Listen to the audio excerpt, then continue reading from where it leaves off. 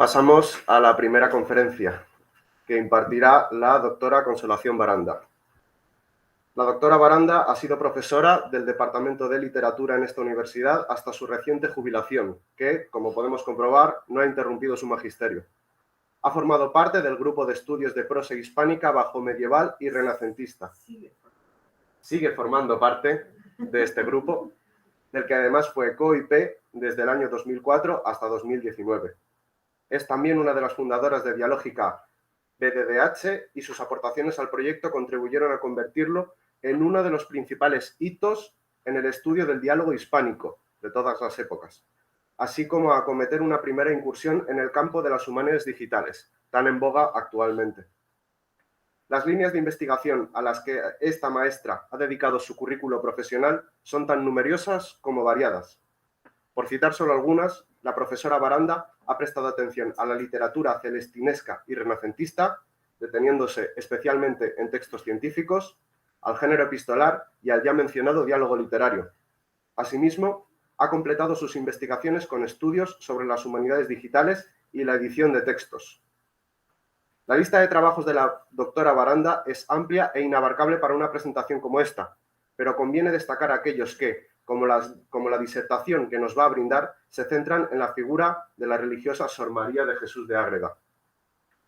Esta selección que aquí citamos nos deja libros como Correspondencia con Felipe IV, Religión y Razón de Estado, publicado por Castalia en el año 1991, las cartas de Sor María de Jesús de Ágreda a Fernando y Francisco de Borja, los manuscritos de las Descalzas Reales, publicado con la Universidad de Valladolid en el año 2013. También nos dejan sus investigaciones sobre la religiosa, capítulos de libros como La correspondencia de la Madre Ágreda y su estilo literario, publicado en La Madre Ágreda, una mujer del siglo XXI, o las cartas de Sor María de Jesús de Ágreda a don Fernando y don Francisco de Borja, los manuscritos de las Descalzas Reales, publicado en Sor María de Jesús de Ágreda y la literatura conventual femenina en el siglo de oro. También nos ha dejado artículos como Sor María de Jesús de Ágreda y la política de su tiempo, publicado en Revista de Soria en el año 2014, y, por supuesto, la conferencia que nos va a comunicar hoy, titulada Terror y temor a la escritura en el claustro, el caso paradigmático de Sor María de Jesús de Ágreda, 1602-1665. Adelante. Muchas gracias. Muchas gracias.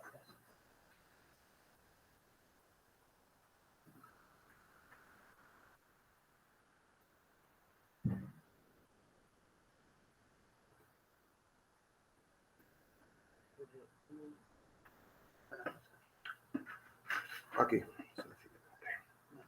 Está todo.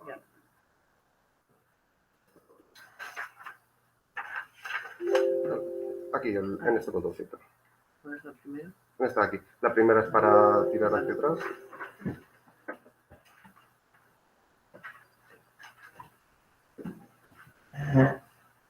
Bueno, buenos días a todos. Muchísimas gracias por estar aquí. Y sobre todo, muchas gracias al Instituto Universitario Menéndez Pidal, a Ana Bian y a Mercedes Fernández Valladares, que han organizado estos ciclos de conferencias para los jubilados del instituto, que agradecemos tanto, porque nos obligan a volver a la facultad, a hacer cosas, y hace mucha ilusión. ¿Qué queréis que os diga? Entonces, lo cierto es que hoy no he preparado nada nuevo, porque el tema de Sor María de Jesús de Ágreda lo vengo estudiando desde que Elena Catena me encargó una selección de las cartas de Sor María de Ágreda con Felipe IV para la editorial Castalia en el año 91. Y me sigo interesando porque, como todos sabemos, la literatura escrita por mujeres es un tema,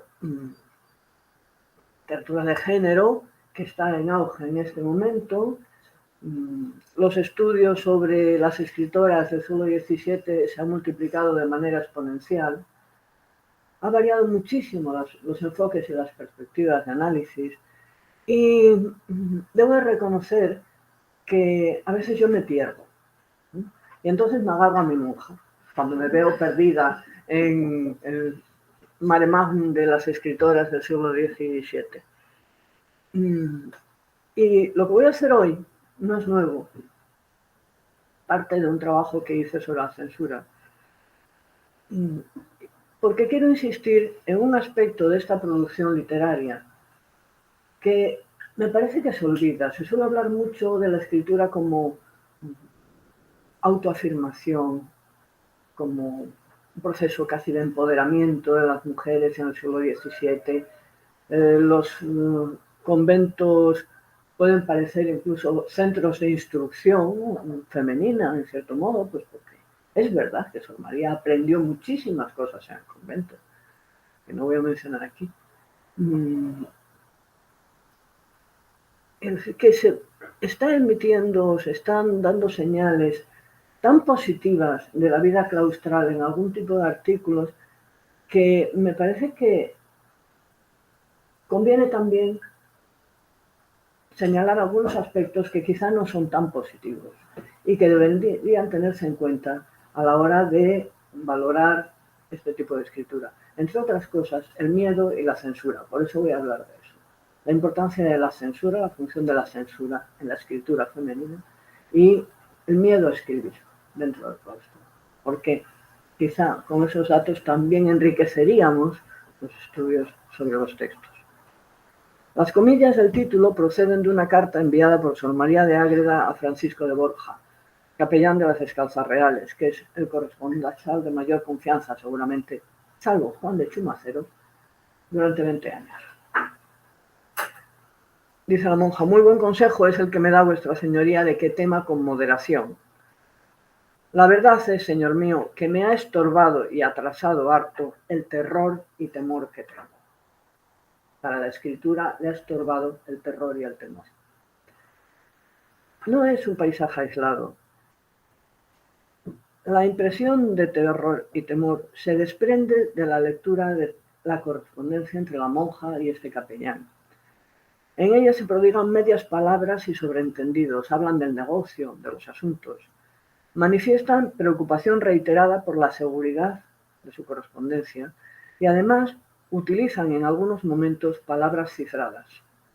Es Sor María quien envía una cifra que ya conocía porque se la había facilitado su confesor, Francisco Andrés de la Torre, para utilizarla en los momentos en que se encontraba ausente. La cifra es esta que tienen, que he podido obtener a partir de la transcripción de estas cartas que tiene Silvela en su edición del siglo XIX.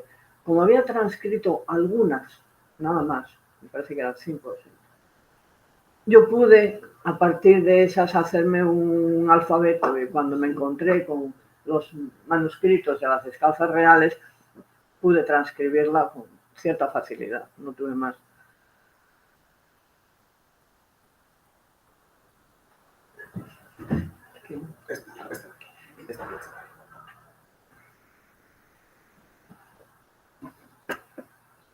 Los conventos de clausura femeninos fueron un colectivo controlado con extremo rigor por el poder religioso durante el siglo XVII, a pesar de la condición de mujeres encerradas, de limitada formación libresca o iletradas en muchos casos, y de que desempeñaban una función subalterna en la Iglesia. En ello se materializa el giro ideológico que imprimió el Concilio de Trento: control de la conciencia individual a través de los confesores, sujeción institucional a la jerarquía de la orden e intervención de la Inquisición en última y no rara instancia. A finales del XVI y comienzos del siglo XVII se produjo una profunda reforma en las órdenes religiosas femeninas, una auténtica refundación de la vida conventual a la que se impusieron mayores dosis de austeridad y disciplina y un estricto régimen de oración.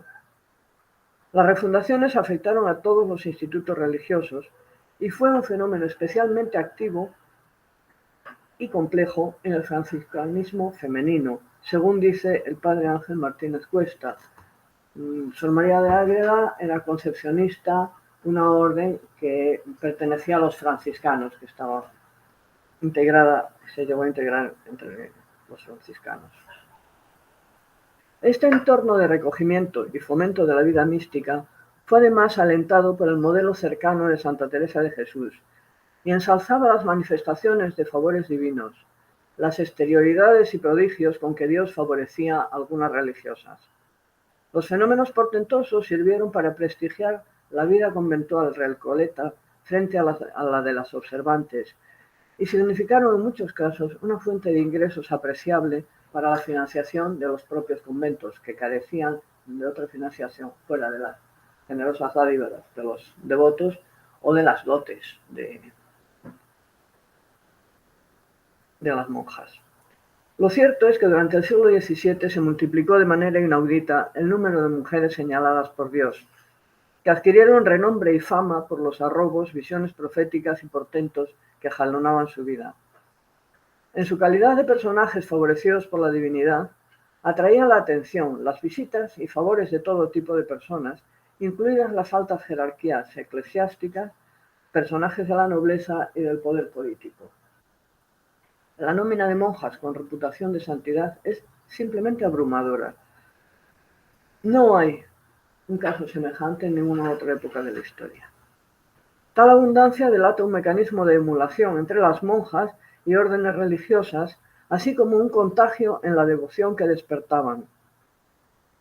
Resulta aparentemente paradójico que la vida de clausura diera lugar a un misticismo con tantos componentes de publicidad, que fue apoyado por las ramas masculinas de las correspondientes órdenes, pero también vigilado de cerca y contemplado con recelo por las autoridades eclesiásticas. Se alentaban las manifestaciones de lo divino y al mismo tiempo se desconfiaba siempre de posibles excesos e imposturas. La vigilancia de la Iglesia sobre esta vida de claustro tenía uno de sus principales soportes en la total obediencia de las monjas al confesor y a los superiores de la orden, que conformaban una cadena jerárquica perfectamente establecida. En muchas ocasiones fueron los confesores y superiores quienes tuvieron más interés en divulgar los prodigios que tenían lugar en los conventos. Era una forma de dar a conocer la existencia de modelos de santidad femenina en sus órdenes que proporcionaba prestigio, proporcionaba ingresos y además beneficiaba incluso a los propios confesores, que con esta relación también mejoraban su posición dentro de la propia orden. Hay muchos casos. En medio de esta disparidad de intereses, entre la obediencia a sus confesores y los riesgos de ser investigadas, la vida de las religiosas con fama de santidad se movía siempre en la incertidumbre y en el temor a traspasar los límites de unas normas que no siempre estaban fijadas de manera expresa. La situación las obligaba a mantener un continuo estado de alerta, que fomentaba el autocontrol, la autocensura y exigía la interiorización del punto de vista de los vigilantes de la ortodoxia para sobrevivir. Porque el problema era dónde estaban los límites. ¿Cómo saber si se estaban traspasando? La situación es más delicada y peligrosa para las monjas cuando se ven obligadas a escribir. Parece contradictorio que mientras, por una parte, se refuerza el estatuto de sumisión a los superiores masculinos y se elogia el silencio como virtud femenina. Todos sabemos que la Virgen creo que habló 2 veces en su vida. Por eso, el silencio es una virtud femenina. Por otra parte, los confesores instasen a las monjas a la narración de sus experiencias místicas y a la redacción de autobiografías, cuyo número se multiplica en el siglo XVII. Las monjas eran conscientes de que su capacidad para expresarse por escrito era necesariamente escasa, limitada. Confinadas al silencio en la Iglesia, tenían una formación que se circunscribía, en el mejor de los casos, a la lectura y escritura en castellano. Carecían de conocimientos de latín y por ello no tenían acceso a los textos bíblicos, como lamentaba Teresa de Jesús. El interés por sus obras se basaba en otros criterios. Fundamentalmente en el hecho de que eran intermediarias de los designios divinos, porque Dios elige a los más débiles para expresarse. Sus escritos, siempre sometidos a la criba de confesores y prelados, se utilizaron con una clara función propagandística, servían de modelo y acicate para las demás monjas y prestigiaban su vida y contribuían a reforzar la norma. Pero, en mi opinión, sobre todo, la exigencia de que las monjas favorecidas por experiencias místicas las comunicasen por escrito es un peldaño más en el control de la clausura femenina. En el momento de la escritura se traslada la confesión y una comunicación oral, actos pertenecientes a la esfera de lo privado, a una dimensión pública, en la que las palabras se vuelven incontrolables, pues los textos podían pasar a ser examinados por instancias diversas, podían ser copiados y modificados, y los riesgos se multiplicaban. Sor María de Ágreda tuvo evidencias muy tempranas de este peligro. Nacida en 1602, en 1619 se recluyó en la clausura del convento creado por su madre en la casa familiar y empezó a protagonizar arrobos, levitaciones, bilocaciones y portentos varios, como tantísimas monjas de su época. Por ejemplo, una primera etapa del convento, sin saberlo ella, cuando levitaba en la iglesia, dejaban que el público lo viese y con soplo la movían. Es decir, son portentos inauditos en el pueblo de Ágreda, que lo importante que fuese entonces llamaban la atención. Pero además se apareció a los indios, a humanos en Nuevo México, y convirtió a cientos de indios sin moverse de Ágreda. Es el fenómeno de bilocación más conocido, el que la hizo muy conocida todavía en el día de hoy en México, ¿no? Hay una novela que se llama La Dama Azul, que se refiere a Sor María de Ágreda y a sus apariciones. Con solo 24 años será nombrada abadesa gracias a la dispensa del nuncio y acomete la construcción de un nuevo convento que se concluye en 1633, lo que demuestra que además de saber y escribir, leer y escribir, tenía dotes de gestión y supo establecer relaciones que le permitieron hacer frente a semejante empeño. A pesar de que la intervención del provincial de la Orden y la presencia de un nuevo confesor, Francisco Andrés de la Torre, que es determinante, y el cambio de las monjas que dirigían el convento, hicieron cesar la publicidad de las exterioridades, es decir, hubo un cambio que no voy a explicar en el convento, se adscriben a otro orden, y entonces se suspenden estas exterioridades que la habían hecho famosa. Los franciscanos estuvieron interesados en difundir ese prodigio que trascendía los límites territoriales del convento y de Ágreda. Ese prodigio por el cual, sin moverse del convento, se apareció en miles de ocasiones a unos indios de Nuevo México, a los que convirtió al catolicismo. Tras interrogarla en el convento en 1631, concluyen que ha sido Sor María quien ha convertido a esos indios. En fin, la precoz fama de Sor María de Ágreda ya había llegado a los oídos de la corte en 1630, cuando comienza también su correspondencia con el duque de Híjar, con Fernando de Borja y Aragón. Recibe la visita del nuncio Monti en su viaje, cuando regresa de Valladolid a Italia, y se empieza a equiparar su fama con las dos religiosas más conocidas del momento, bastante mayores que ella. Sor Luisa de la Ascensión, la llamada monja de Carrión, y Marina de Escobar. En abril de 1635, la Inquisición abre una causa en la que se interesan por estos asuntos, fundamentalmente por los arrobos y bilocaciones, esas apariciones en México, por la venta de cuentas y cruces benditas para sufragar el convento, y también por la publicación de dos escritos de la monja, que es lo que más interesa. Unas letanías que le atribuían, porque parece que se habían publicado sin nombre, pero se habían vendido cientos de ejemplares para sufragar los gastos del convento. De hecho, hay una carta posterior incluso a esto, en la que se habla de 500 ejemplares que tiene un hermano suyo y que va a vender.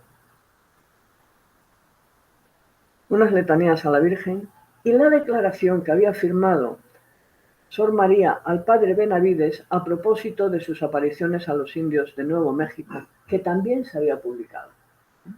Estas apariciones se publican en 1631 edición, en la que no se menciona a Sor María, pero en 1634 hay otra edición en la que ya se habla de que fue Sor María la que se había aparecido a los indios.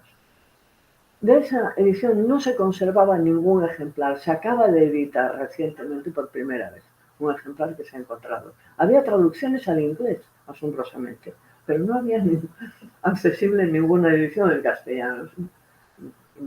Me he encontrado con su existencia ahora al hacer este trabajo. Un mes después, o sea, un año después de la publicación de este nuevo texto de las apariciones a los indios de Nuevo México, se presenta la Inquisición en Ágreda, con un peligro añadido. Lo hace un mes después de que hubiesen detenido a la monja de Carrión. La monja de Carrión, famosísima, había sido detenida por la Inquisición, se la había trasladado del convento de Carrión a Valladolid. Un traslado, vamos, que está contado por todo tipo de visionarios de la época. Una cosa, no voy a entrar en detalles que me pierdo. Y estaba detenida en Valladolid. Al mes siguiente aparece la Inquisición en Ágreda. Entonces las señales son de mucho peligro con esta visita. Realmente es como para... El proceso a la monja de Carrión se continúa después de la muerte de la monja, que muere al año siguiente. Y se prolonga durante varios años, más de una década. A lo largo de estos años, Sor María lo recuerda en más de una carta, incluso en sus cartas al rey, como algo que la había afectado personalmente mucho. A raíz de esta visita inquisitorial, Sor María de Ágreda no volverá a publicar ni un solo libro, y sin embargo seguirá escribiendo de manera incesante. Ya en 1536, por orden de su confesor, empieza a redactar su obra más importante, La mística ciudad de Dios. La nómina de obras que se le atribuye varía muchísimo según las fuentes que uno use. Yo diría que varían demasiado. Como dice el autor de la biografía contenida en el Diccionario Biográfico de la Real Academia de la Historia, dejó numerosos escritos inéditos, lo cual, junto a la intervención de numerosos editores o recopiladores de sus textos, hace muy difícil individualizar su producción.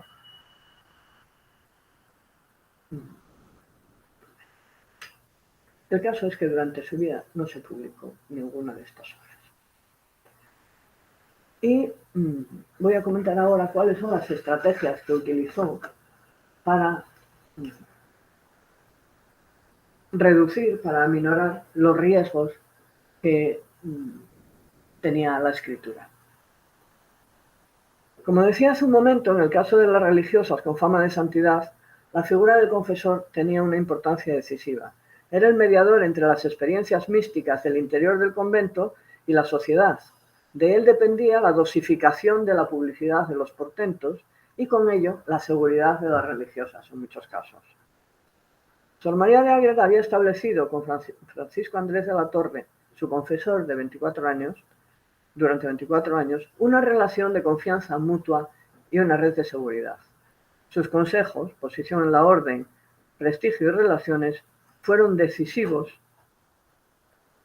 para el control de la proyección pública de Sor María. Él administró las noticias de portentos y bilocaciones, la exhortó a escribir, sometió sus libros al dictamen de superiores, estimuló las relaciones con miembros del alto clero y la nobleza e incluso envió copias de la mística ciudad de Dios, según se iba redactando, a lectores muy seleccionados. Uno de ellos, el propio Felipe IV. Porque no lo he dicho, lo he dado por sobreentendido, pero si es por algo conocida, Sor María de Ágreda es por haberse carteado con Felipe IV desde el año 1642, a raíz de la caída de Olivares, hasta su muerte.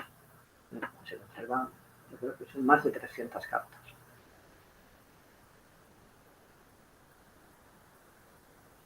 Con la muerte de este confesor en marzo de 1647, se resquebrajó el difícil equilibrio de reputación y seguridad que había alcanzado, y Sor María se ve obligada a recomponerlo.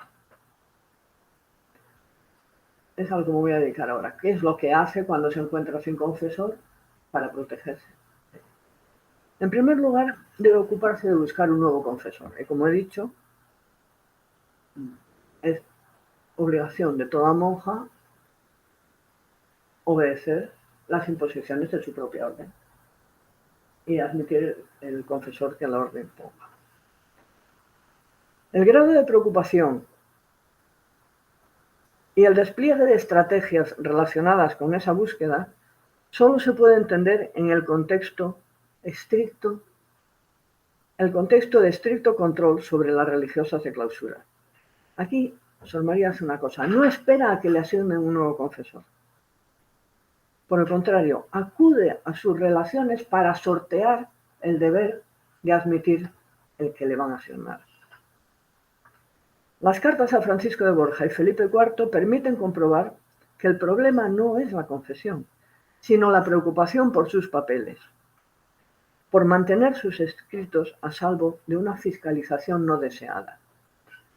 3 días después de la muerte de su confesor, Sor María se dirige al comisario de los franciscanos, Fray Juan de Palma, para explicarle la situación y pedirle de forma imperativa una patente que prohíba el acceso a sus escritos. Creo que es una buena muestra, aunque no pueda terminar, creo que es una buena muestra del carácter de esa monja y de su poderío, en cierto modo, este texto. Yo quedo sola, sin consejo, y como mujer ignorante temo errar. Fíjense que aquí el temor es puramente retórico. Como mujer ignorante temo errar. Y más habiendo perdido la asistencia de tan prudente, docto y buen padre. En este trabajo he querido acudir a la piedad de vuestra reverendísima y puesta a sus pies, suplicarle se encargue de mi alma y gobierno de ella, de la manera que sea posible desde tan lejos. Claro, que no la ha visto en su vida. Al padre Palma. Que para confesores y las cosas manuales, aquí hay religiosos viejos y de virtud. Para confesarme aquí tengo gente suficiente. Hay unos... Tomando esto vuestra reverendísima por su cuenta, excusaré el que no lo hagan 2 religiosos que me persuaden a esto, por el poco secreto que tengo experiencia han de guardar de otras causas que ahora no digo. Y añade, suplico a vuestra reverendísima que en la primera estafeta me envíe, si gusta, una patente que contenga 3 cosas. La primera, que me ordena, por obediencia, que de los papeles y cartas de importancia de personas graves que tengo y de mis cosas interiores, no las dé a nadie sin orden de UTA, porque con la curiosidad humana me molesta mucho. Yo he visto súplicas de todo tipo, pero como esta pocas. Porque le da la patente redactada. Suplico que me mande una patente que diga 3 cosas. Lo curioso es que en primer lugar observamos cómo Sor María puentea a sus superiores inmediatos y busca apoyo en una alta jerarquía de la orden ante esta situación. Fray Juan de Palma había sido además confesor de la reina Isabel, no era un cualquiera. Lo era entonces en la infanta Teresa y conocía la existencia de la mística Ciudad de Dios porque Felipe IV le había facilitado un ejemplar. O sea, vamos, que no había ido a mal sitio, ¿no? Sor María sabía a dónde acudía a suplicar. La prontitud de las gestiones fue tal que Fray Juan de Palma redactó la patente el día 27, esta carta es del día 23, una semana después de la muerte del confesor de Sor María de Ágreda, y exactamente en los términos en los que ella le había dicho que tenía que redactarla. Y así se lo dice ella en una carta posterior a Fernando de Borja. Y cierto que lo ha hecho muy bien en esta ocasión. Y he hecho algunas diligencias que han importado mucho, de mandar desde allá que no nombrasen confesor hasta que su reverendísima lo mirase, y que nadie me pidiese los papeles de mi secreto interior, con que he estado aliviadísima. Pero el problema son los papeles, los escritos. Es siempre la escritura. Porque los prelados de acá han hecho, después que murió nuestro difunto, grandes diligencias por ellos. Finalmente los tengo todos yo, con deseo de que mientras yo viva no los vea nadie, si no es que nuestro padre Palma manda otra cosa. Siempre esa cláusula. El problema es que el padre Palma muere pronto.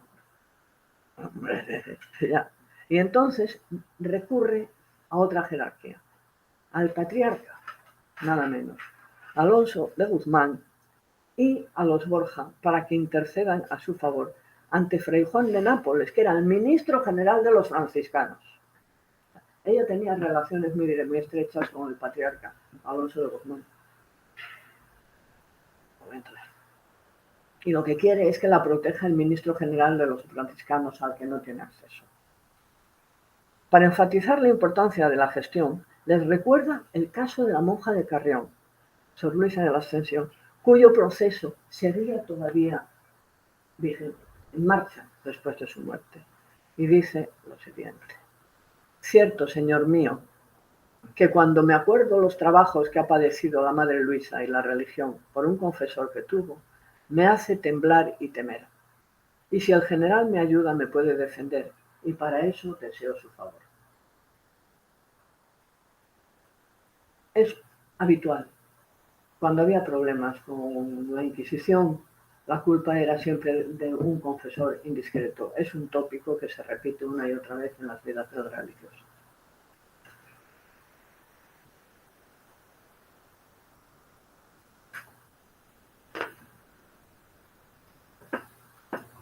Aquí, trabajos padecidos de la Madre Luisa están escritos en cifra, por eso están en negrita, ¿no? Porque esos términos están utilizando la cifra para mayor secreto, para que no se sepa que está hablando de la Madre Luisa, precisamente.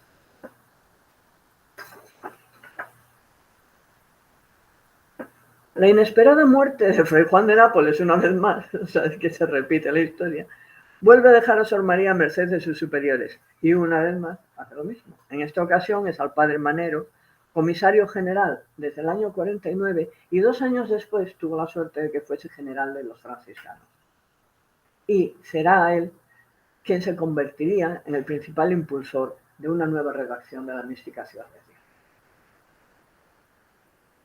El problema para conseguir un confesor a medida para poder controlar sus escritos se prolongó hasta 1650 y se cerró, en cualquier caso, de forma poco clara. Todas las biografías elogian como tal a Fray Andrés de Fuenmayor, pero minimizan o ignoran la existencia de otro confesor que se instaló en Ágreda. Y de verdad, Sor María tuvo con él una relación muy difícil, Fray Miguel Gutiérrez.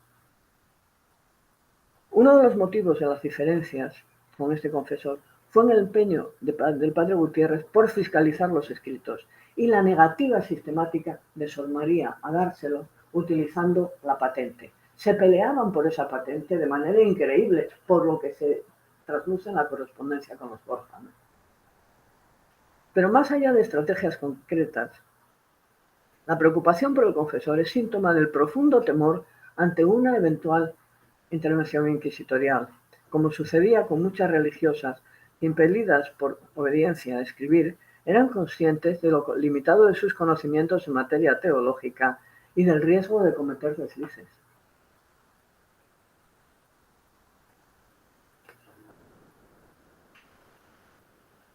Como pudo comprobar Sor María de Jesús, la prudencia, la ocultación y el acceso a las más altas instancias del poder político y religioso no bastaban para protegerse, porque en el año 1650 recibe una nueva visita de la Inquisición.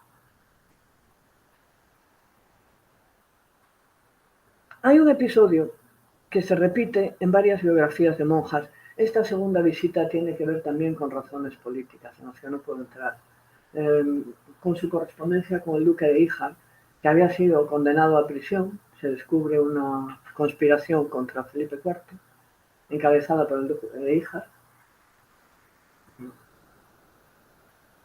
El duque de Híjar es el único que no fue condenado a muerte, porque con el tormento no habló, no confesó, y entonces se le confiscaron los bienes y solo se le condenó a cadena perpetua. Pero era un corresponsal importante de Sor María de Ágreda. De hecho, Sor María de Ágreda es el único que recomienda al rey en una de sus primeras cartas. Está en una situación dificilísima. Es un año negro para Sor María, el año 1650, por todos estos acontecimientos, ¿no? Con lo que uno se puede imaginar cómo extreman las cautelas y el cuidado a la hora de redactar. Hay un episodio que se repite en varias biografías de monjas con fama de santidad, muy revelador del grado de inquietud y prevención que provocaba la escritura: la destrucción de los propios escritos por el fuego. En unos casos se hace en cumplimiento de una orden del confesor, que así pone a prueba la obediencia y humildad de la escritora. Otras veces es por iniciativa propia, por miedo. Entre las autoras estudiadas por Isabel Putrava, he localizado al menos 14 casos en los que algunos o todos de los escritos fueron arrojados a las llamas. Pues mi hermana Nieves Baranda me ha comentado que existe alguno más, que le conoce uno más. En bastantes ocasiones, otro confesor, o incluso el mismo, vuelve a ordenar que se retome el trabajo de escribir. Da la impresión de que este acto supremo de obediencia se hubiera convertido en un lugar común de los relatos biográficos de las monjas, ejemplares en el siglo. El precedente más conocido es el de Teresa de Ávila, conminada por Diego de Yanguas a quemar las meditaciones sobre el Cantar de los Cantares. Dice el padre Gracián que arrojó el libro al fuego, practicando así las virtudes heroicas de humildad y obediencia. Sin embargo, no todas las monjas habían alcanzado ese grado heroico de virtud, y en otros conventos no se dieron por enteradas de la orden. Como se conservaban 4 copias, no las quemaron. Y creo que con alivio por parte de Santa Teresa, la obra se salvó gracias a ello, ¿no? Los espectáculos públicos de quemas de libros se repiten en diversas culturas a lo largo de la historia. En ellos se aprovecha y refuerza el potente valor metafórico del fuego para instruir en la malignidad de los textos, que tienen un peligro intrínseco, tal peligro que solo se puede conjurar mediante el fuego. Es como si los libros contaminasen, ¿no? Los libros no pueden estar en una librería. El fuego es elemento de exterminio, de purificación y de aleccionamiento al mismo tiempo. La reiterada utilización de las llamas en los conventos para destruir escritos, por iniciativa propia o por orden superior, es una muestra de miedo y del grado de interiorización de la censura.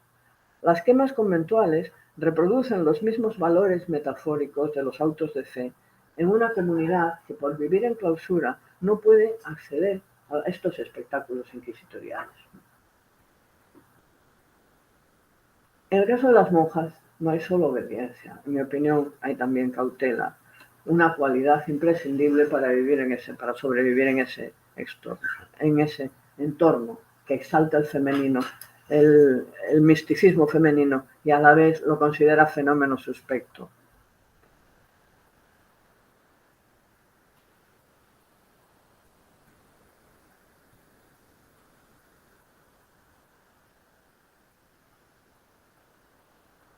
Sor María de Ágreda se vuelca en la redacción de la mística Ciudad de Dios desde el año 36. Cuando la Inquisición va a visitarla en el año 1650, preguntan por el libro. Mandan antes de presentarse, mandan unos escritos pidiendo papeles, pidiendo documentación para que estén preparados cuando ellos lleguen allí. Y, bueno, yo tengo la impresión, y no, también el padre Ibarza, de que es en estos momentos previos a la visita de 1650 cuando Sor María de Ágreda quema la mística ciudad de Dios. Voy a hablar de cuál es el proceso para evitar el acceso a sus papeles y cómo se produce esta quema de libros modélica, porque es uno de los acontecimientos importantes de su vida. Cuando muere el confesor, además de buscar un sustituto, necesita también blindarse ante los peligros que suponían las copias incontroladas de sus escritos. Como hemos visto antes, lo primero fue conseguir los que estaban en poder de su confesor y evitar que pasase en manos de otros. Los prelados de acá han hecho, después que murió nuestro difunto, grandes diligencias por ellos. Finalmente, los tengo yo todos con deseo de que mientras que yo viva no los vea nadie, si no es que nuestro padre Palma manda otra cosa, ¿no? Poco después decide quemarlos, pero con una excepción, la mística ciudad de Dios, según el relato que también hace a Francisco de Borja, escrito en tercera persona y refiriéndose a sí misma como su penitenta. Dice, su penitenta, es decir, yo, por enterrar sus cosas y esconderse, luego que le faltó el confesor que había tenido tantos años, quemó todos los papeles que había en su poder de las cosas de su alma, y después hizo lo mismo de los de su letra, de manera que ni de letra del confesor ni de la penitenta no ha dejado cosa, si no es la historia que vuestras señorías saben. Las cursivas son mías, que por ser de quien es, porque es dictado por la propia Virgen, no se ha atrevido ni parece pudiera, porque le da gran pavor y terror si tal intenta. Y como la tiene el enfermo es el rey, el lenguaje de cifra, en las palabras cifradas que utiliza, y como el ejemplar, como es escrito, lo tiene el rey, no es de utilidad para el secreto quemarla, pues se queda en pie y así guarda lo demás. Le está diciendo que ha quemado todo, menos la mística ciudad de Dios, en febrero del año 49. 2 años después, en los años 60, en una carta inacabada, escrita por el dichoso padre Gutiérrez, que largaba demasiado, ¿no? Que se iba de la boca y que quería todos sus papeles y tal. Y tenía razón la monja, porque efectivamente la largaba demasiado. Se vio después cuando la monja había muerto.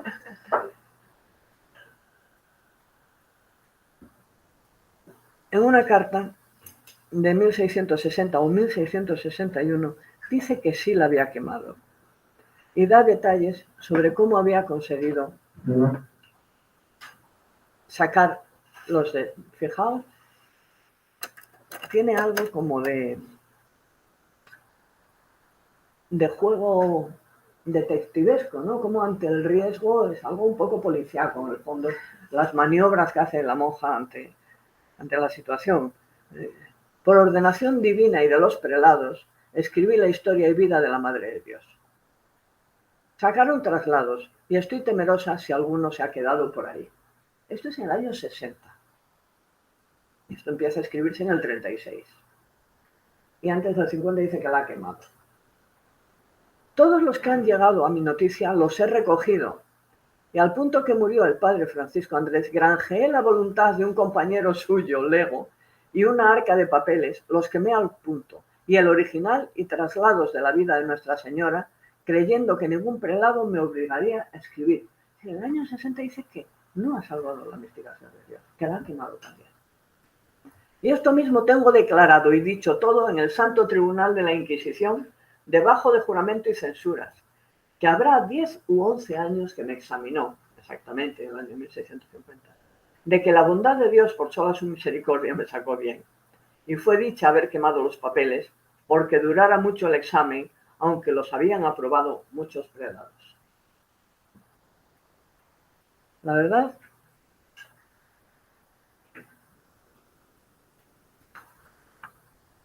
la carta enviada a Felipe IV en 1649 también indica que la destrucción está relacionada con la petición de documentos previa a la indagación inquisitorial. Pero el hilo de los acontecimientos es poco explícito, muy característico de ese discurso elusivo de Sor María de Agreda, que se denomina el arte de la ilusión. Mientras el texto dirigido a Francisco de Borja que hemos visto afirmaba que no había quemado la historia de la Virgen, por temor y porque tenía un ejemplar el rey, en esta carta muestra su alivio por haber salido del peligro de darlos gracias a que había quemado algunos papeles y había ocultado otros. La carta al rey: no halló la religión tan cautelosa en esto cuanto era menester. Y dice: he quemado algunos papeles y he dicho los demás no están bien escritos, y he salido con esto del peligro de darlos. Y como ignoran lo que se podrá ocultar, pues los que habían visto han muerto ya, y solo hay alguna noticia de lo que se traslució trasladándolos y examinándolos el padre Palma. Y así pasaré hasta que el Señor disponga su voluntad. ¿Qué de licencia se toma mi osadía? Pues se vale de la confianza que tengo de la piedad de vuestra majestad. Le dice al rey: la verdad es que lo de la confianza con el rey es asombroso. Y fío no ha de salir de vuestra majestad en cualquier suceso, ni aunque la religión pida los papeles. O sea, le da al rey una de cal y de arena. ¿Qué confianza tengo? ¿Cómo le abro mi corazón? Estoy segura de que ni aunque la religión le pida el libro, se lo va a dar.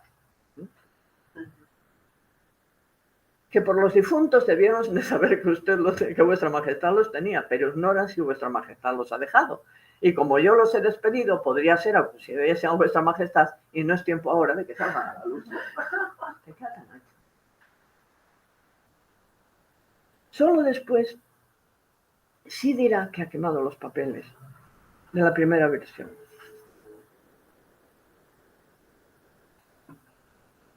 Yo es que creo que ya está viendo los papeles.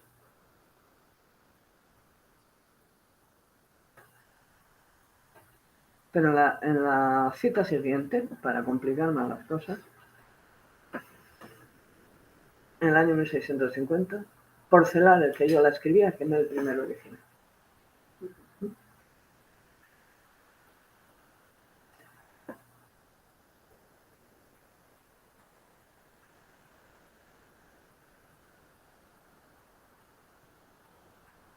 Las biografías oficiales de Sor María de Jesús, desde la de Samaniego hasta ahora, explican que quemó la primera redacción de la mística Ciudad de Dios en un contexto muy distinto.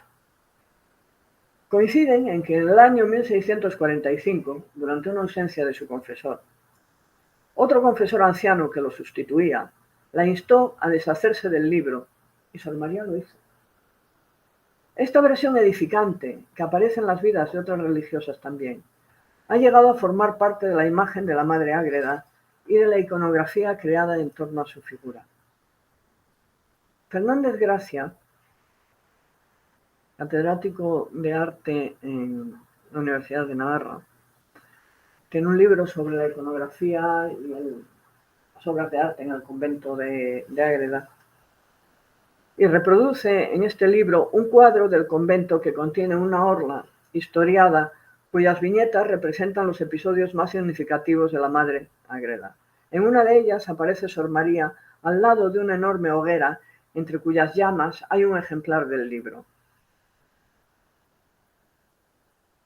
Pido disculpas por esta foto, porque menos mal que no está aquí Mercedes.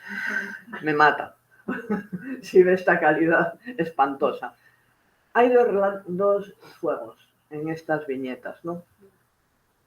Es destacable que Sor María de Ágreda, en todas las reproducciones, su figura aparece con una pluma en la mano o con algún libro, siempre. Es lo que la distingue, esa cualidad de escritora, además del hábito. En el fuego de la parte derecha superior, lo que está quemando un retrato suyo. Pareció que cómo iba a haber un retrato suyo y lo se manda. Y en el otro está quemando la mística Ciudad de Dios. Es un hecho. Los datos disponibles indican que el proceso fue mucho más complejo y contradicen el carácter histórico de esta versión, que ya había puesto de relieve, que ya lo había dicho el padre Ibars a comienzos del siglo XX. Pero la mayoría de las biografías hasta hoy tienen más intención hagiográfica, parece ser, que otra cosa, y lo siguen ignorando. Cuando se da por cerrada la causa inquisitorial, Sor María seguirá insistiendo en que no está dispuesta a publicar la obra mientras ella vive.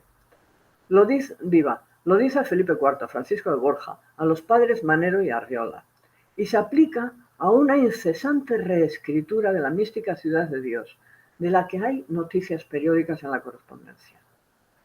Evita darla por concluida con el argumento de que los traslados o las copias no son de fiar y sigue pidiendo correcciones a sus superiores una y otra vez, como en esta carta de 1160 dirigida al padre Arriola. Con grande repugnancia di los papeles al padre guardián porque sabía, y a mí me hicieron preguntas si era fácil el RAL, Dice: crea que no me puede hacer mayor bien, gusto y consuelo que advertirme, enseñarme, y dígame vuestra paternidad, si conviene deje esta obra y la queme o la acabe, que para cualquier cosa estoy rendida. Y si he de continuar, suplico a vuestra paternidad, puesta a sus pies, que haga memoria sobre lo que ha leído y escriba en un papel las faltas y los números, porque he de leer ahora el original y enmendarle, y vendrán las advertencias en linda ocasión.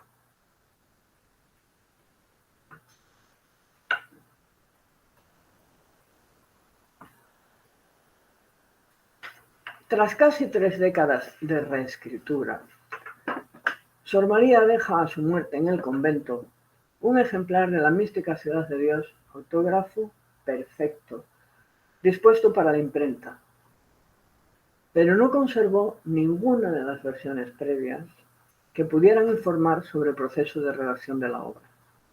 Esta ausencia y la de las notas intercambiadas con sus superiores, ¿no?, como las que le pide aquí al padre Arriola, que es continuo, no puede ser casual, no puede ser producto del azar, solo puede responder a una eliminación deliberada. La falta de redacciones previas y de los papeles que manejó para hacer ese ejemplar tan acabado, desaparecieron deliberadamente, estoy convencida. Creo que debe relacionarse esta pérdida con la de otros muchos documentos que deberían estar en el archivo de las madres concepcionistas, de los que no hay noticia. A mí me llamó poderosamente la atención que no se encuentre ninguna carta de las enviadas por sus sucesivos confesores, y en particular ninguna de las del padre Francisco Andrés de la Torre. También faltan todas las cartas de los Borja, del padre, el virrey de Aragón, Francisco de Borja, y de su hijo, Fernando de Borja. En el convento de las Descalzas Reales faltan cartas de varios años, curiosamente. Siluela dice que había 300 cartas y ahora solo hay 210 del siglo pasado ahora. Pero claro, ella también recibía cartas. En el convento no hay ni una. Las otras se conservaron en las Descalzas. Faltan las cartas del duque de Híjar, las de Monti, con el que se escribió cuando era obispo de Milán. Faltan muchísimas de Chumacero. La correspondencia entre los dos empieza. La primera carta que se conoce es del año 35 y ya había confianza. Y la última del año 56. Deben ser muchísimas. Las cartas con Monterón, que estaba en la cárcel en Toledo y se escribía con ella. Muy intrigante, ¿no? Falta una cantidad de documentación que tuvo que estar allí impresionante. En cambio, se ha conservado no solo, cuidadosamente, no solo este ejemplar de la mística ciudad de Dios, sino también la copia de la carta de las monjas y el rey, que era la correspondencia más secreta. El rey le ordena y manda que la monja le responda en el mismo papel que él envía. En la correspondencia oficial, el rey escribe en medio folio y ella tiene que contestar al lado. Pero por orden de su confesor, que mandaba más que el rey, la monja hizo una copia de toda la correspondencia, de la carta del rey y de sus respuestas. Gracias a eso se conservan en el convento. Hay una copia completa. Están también las cartas de todos los miembros de la familia real que le escribieron. Pues no sé, 2 cartas del príncipe Baltasar Carlos, que casi no sabe escribir. Lo curioso es que son cartas autógrafas. Además, el rey no le escribe las cartas a otra persona. Las escribe él. Todo eso se conserva. Algunas cartas se debieron de extraviar en el proceso de canonización del siglo XVIII, el intento de canonización. Pero la pérdida de tantas otras tiene explicación difícil. Si tenemos en cuenta que la madre Ágreda destruyó los papeles de su confesor y los suyos que él tenía guardados, no sería de extrañar que antes de su muerte hubiera determinado también el destino de muchos de los documentos que echamos en falta. Que las gemas conventuales hubiesen sido bastante más numerosas de los que nos pensamos. La cautela y cuidado de Sor María de Ágreda fue tal que consiguió su última victoria después de morirse, cuando en 1682, y siguiendo sus instrucciones, el padre Samaniego procedió a quemar el ejemplar de la primera versión de la mística Ciudad de Dios que había quedado en poder de Felipe. Es increíble. Solo se salvó la portada. Es lo único que se conoce de esa primera edición. Y en la portada hay un cambio muy significativo. Se suprime la palabra revelada. Vida de la Virgen revelada. Esa palabra desaparece en la segunda, en la versión definitiva conservada.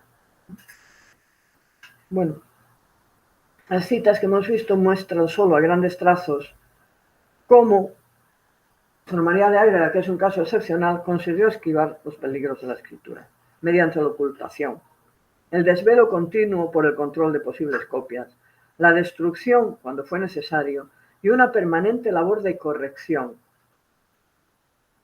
Una escritura siempre autocensurada y así todo nunca tranquilizadora.